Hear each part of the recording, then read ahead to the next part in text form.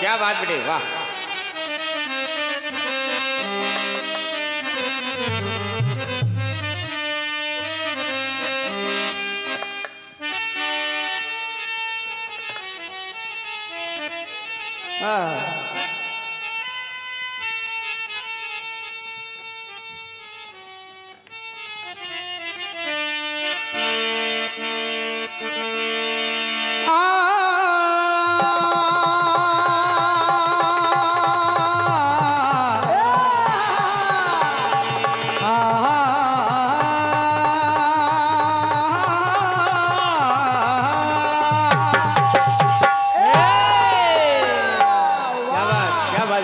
बहुत सुंदर गीत कह रहा है। क्या क्या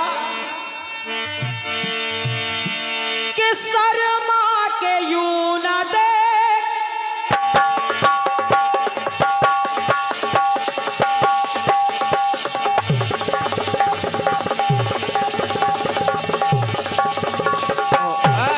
क्या बात बेटे।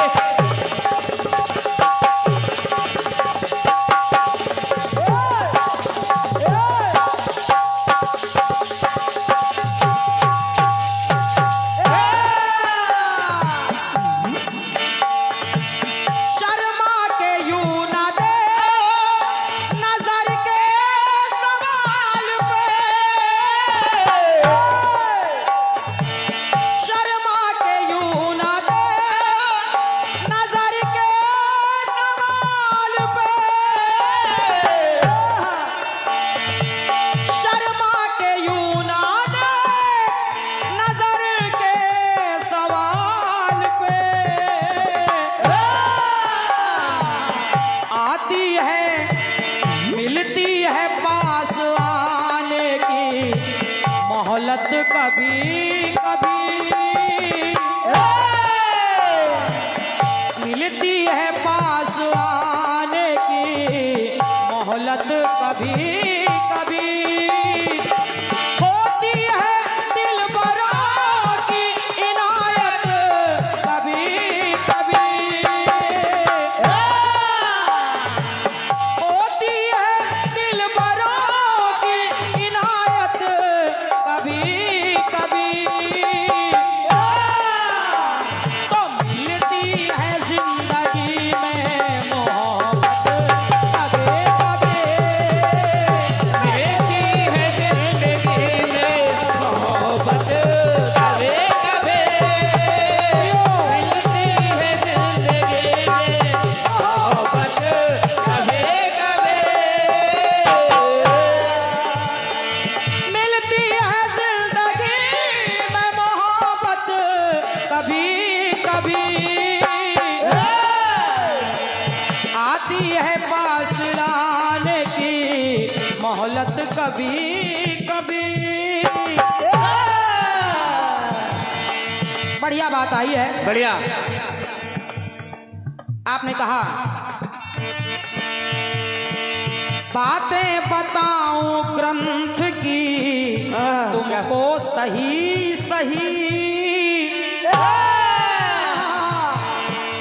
आधा गलत कहा मगर आधा कहा सही, आधा गलत कहा जा रहा आधा सही कहा जा रहा है। अच्छा अच्छा। बहन जी जवाब सुनिएगा, सुनिए। प्रयास कर रही हूं जरा। भगवान भोलेनाथ जिनसे जिद करके माता भगवान की परीक्षा लेने के लिए रूप बदल करके पहुंच जाती हैं, लेकिन वहां भगवान उनको पहचान जाते हैं। अब माता ने कह दिया कि कछुना परीक्षा लीन गोसाई कीन प्रणाम तुम्हारे ही नहीं। माता सती झूठ बोल गई, और जब झूठ बोल गई लेकिन भगवान भोलेनाथ जो त्रिकालदर्शी है वो समझ गए कि सती झूठ बोल रही है, झूठ बोल रही है। देखिए होता क्या है। क्या क्या शिव जी ने देखो मन ही मन,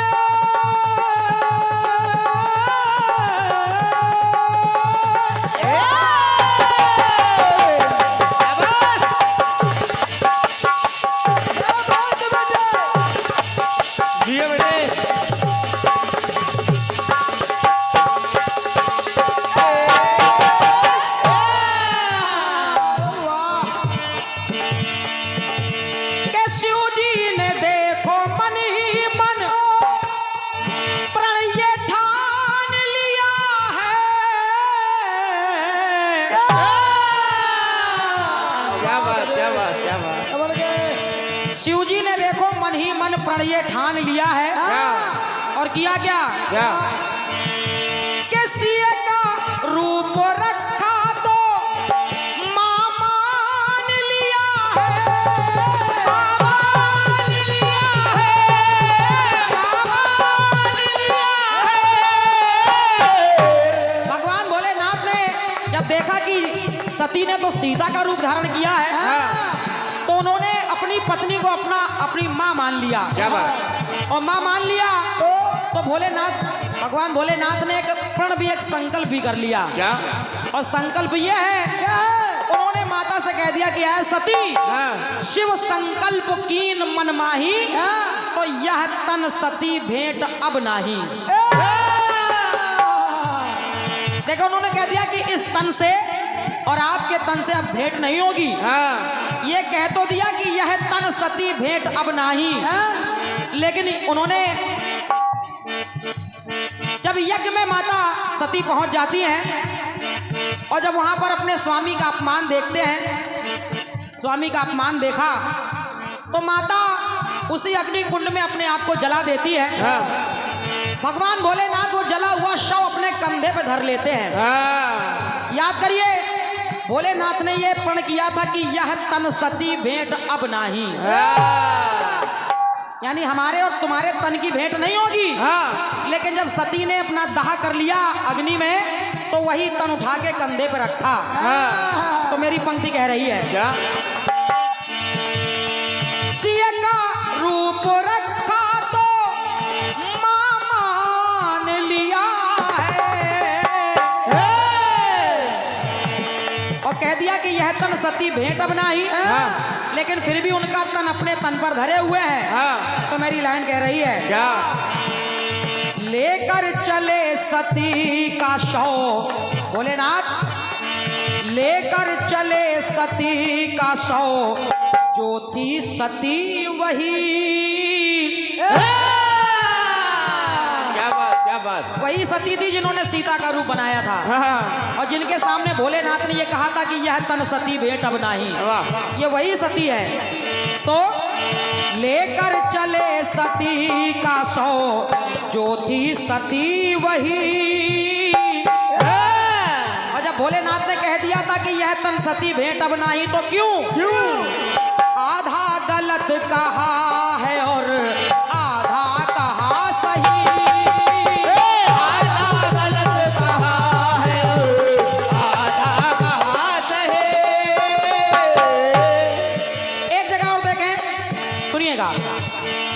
माता जानकी पंचवटी में है।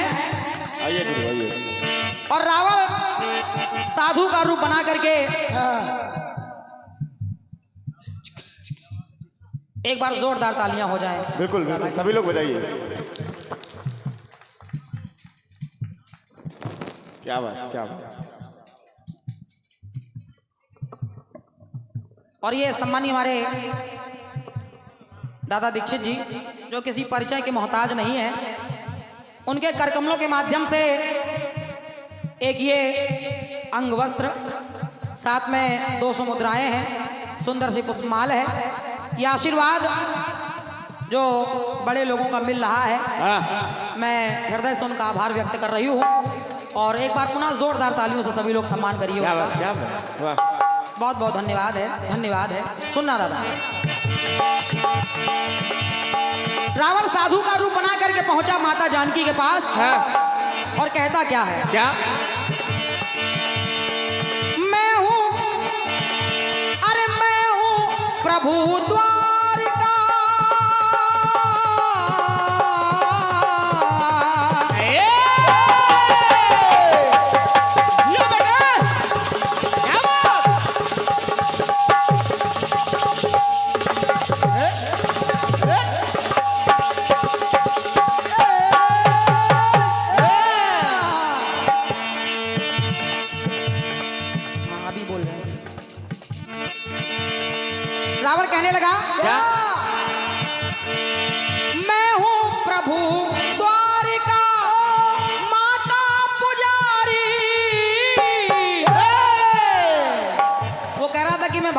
पुजारी हूँ, भगवान का भक्त हूँ। हाँ और एक बात रावण ने और कही, क्या? मैं विप्र संत, विप्र भी कहा और अपने आप को संत भी कहा उसने। हाँ तो रावण ने ये तो सही कहा कि मैं विप्र हूँ यानी ब्राह्मण हूँ, हाँ वो ब्राह्मण तो था, हाँ लेकिन उसने कहा मैं संत हूँ, ये उसने गलत कहा। ये गलत बोल गए। मैं विप्र संत हूँ सुनो, भूखा हूँ भारी,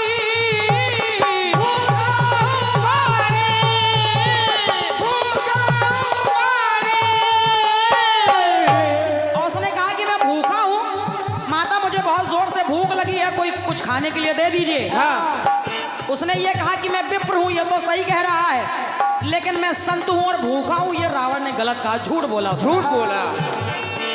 तो कहा क्या? क्या?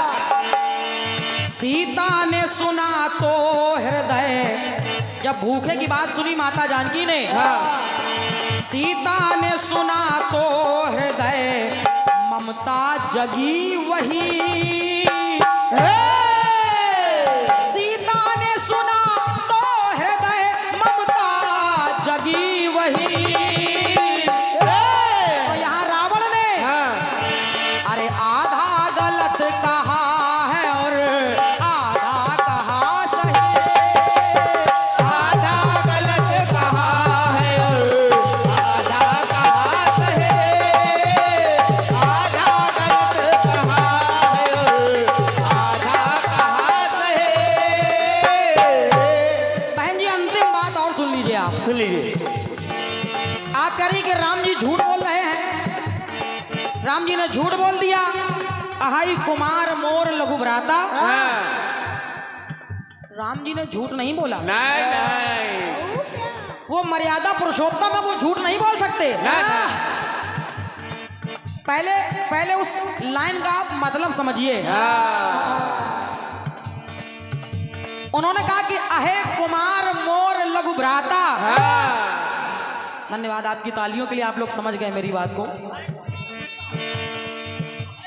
उन्होंने है कुमार नहीं कहा।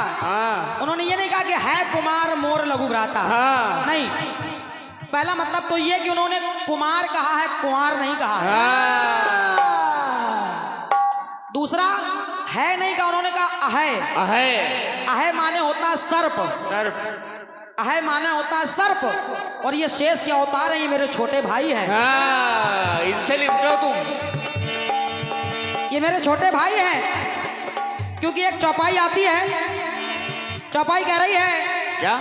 कि दुष्ट धनुज दारुण दुख अहनी और सूप नखा रावण की बहनी। धन्यवाद है आपकी तालियों के लिए। जो पूर्व जन्म में उन्हीं शेषावतारी यानी शेषनाग जी की पत्नी थी, जो पर पुरुष से सहवास कर रही थी, उस समय शेषनाग जी उसकी नाक काटना चाहते थे, लेकिन वहां से वो भाग निकली। भाग गई। आज वही सर्पड़ी शूर्पणखा के रूप में आई।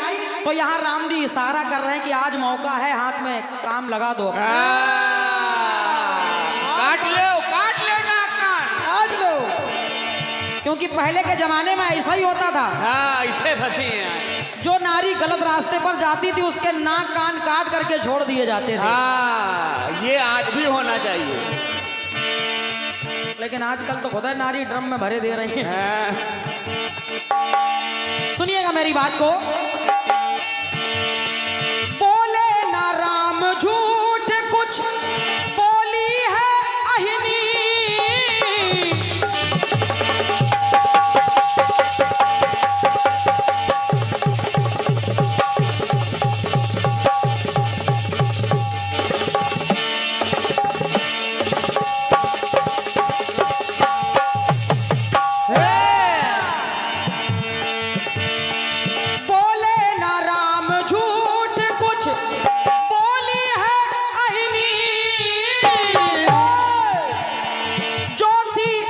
सवर आई रावण की बहनी। तो लाइन कह रही है क्या? अरे सज धज के आई थी वहां, सज धज के आई थी वहां विधवा जो रही। क्या बात आपकी तालियों के लिए। सज धज के आई थी वहां विधवा है जो रही, आधा गलत कहा है और आधा कहा सही, आधा गलत कहा है और आधा कहा सही, आधा गलत कहा है और आधा कहा सही, आधा गलत कहा है और आधा कहा सही।